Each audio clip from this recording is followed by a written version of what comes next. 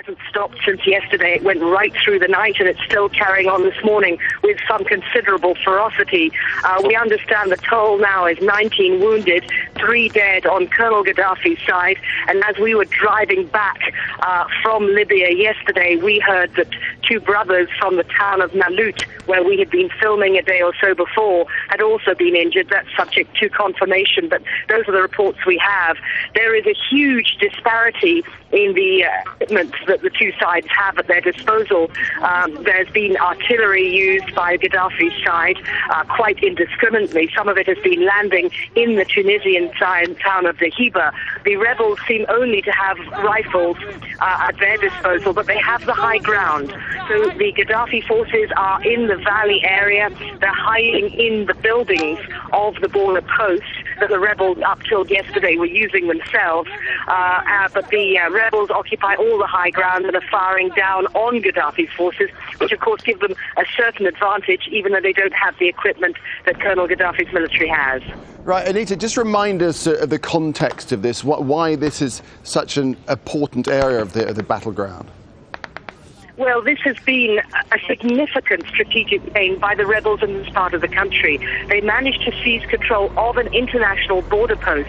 Now, that served 2 functions. One was symbolic, the other was practical. This area has been isolated and sealed off by Gaddafi forces, and the people in these mountain communities have taken a pounding that isn't, well, it's not quite as severe as Misrata because the area is much more spread out. They have nevertheless been under a state of siege for more than 2 months by Colonel Gaddafi's forces. So in seizing control of this crucial border post, it's the 2nd largest border crossing between Libya and Tunisia.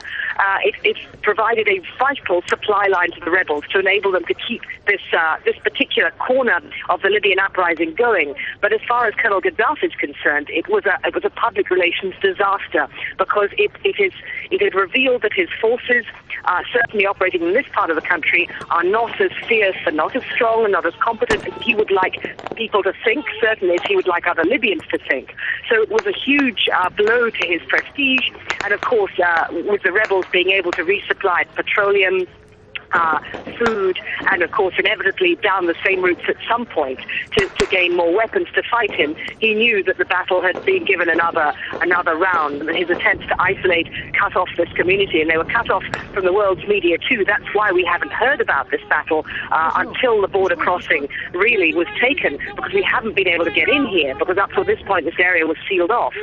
Now of course this whole story is out in the open. People understand that it's not just a few isolated cities around Tripoli and the east of the country, but the rebellion against Colonel Gaddafi is nationwide. Anita, thanks very much indeed. That's the very latest from the Libyan-Tunisian border.